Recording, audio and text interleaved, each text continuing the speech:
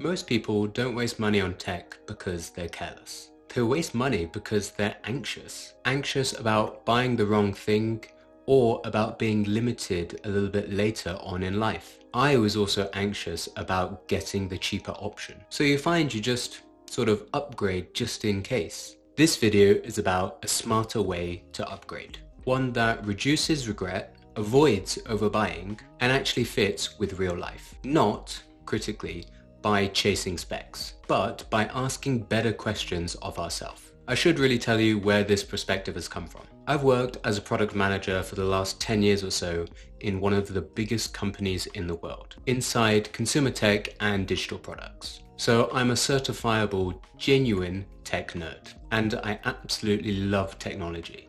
I love being one of the first people to get my hands on a new bit of tech. And because of that, I've made every single buying mistake you could ever possibly make. So this advice is definitely from someone who has not always done it right. It is guidance though from someone who has taken the expensive path, let's say. And from that expensive path, I've learned what was unnecessary. I'm not here as a guru, but I am here as a guide, and hopefully you learn from some of my mistakes. Here's the thing that most people get wrong about upgrading. The smartest upgrades don't make your tech more powerful. They make your normal daily life easier. If an upgrade only helps in rare situations, but does nothing for how your device feels every day, it's probably the wrong upgrade. That one idea alone will save you a bucket load of cash. But the biggest mistake I see people make, and I've made myself, is buying for a future version of yourself. A future project or a future workload, even a future lifestyle that might not ever arrive, which I have definitely fell into a couple of times.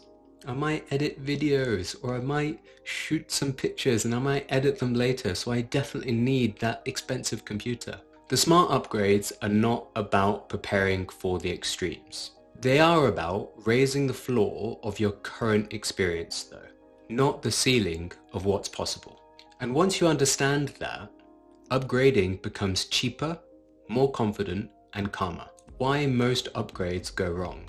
Most upgrades don't happen because something is broken. Your device still works well enough, it's fast enough, and the battery is okay. The upgrade actually happens because of anticipation and that sweet, sweet Apple marketing. You kind of imagine what you might do one day, and you buy for that imaginary version of your life. And that's critically where waste creeps in. Now, future-proofing sounds really sensible in practice. You know, you want to buy that extra bit of RAM or that extra bit of battery just to protect yourself in 2 to 3 years. And sometimes that is a viable strategy. But most of the time, it's not technical at all, it's more emotional. You're not saying, I need this power today. You're actually saying, I don't want to feel stupid tomorrow. And that is human.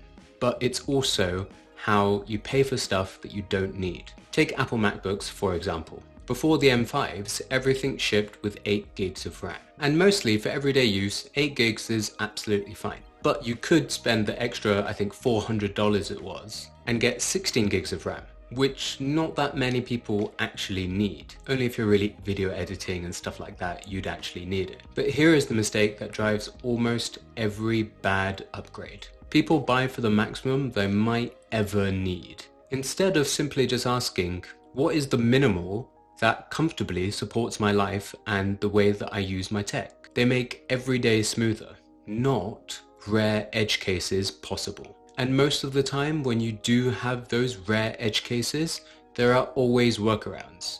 For example, I really wanted to run Lightroom on my really old computer, but I just could not get it to work without causing all sorts of problems. And so I just installed it on my phone instead and used that as a bit of a workaround before to make sure that I liked the product and that I was happy with upgrading in the future. Now specs. Specs are great, but they are seductive.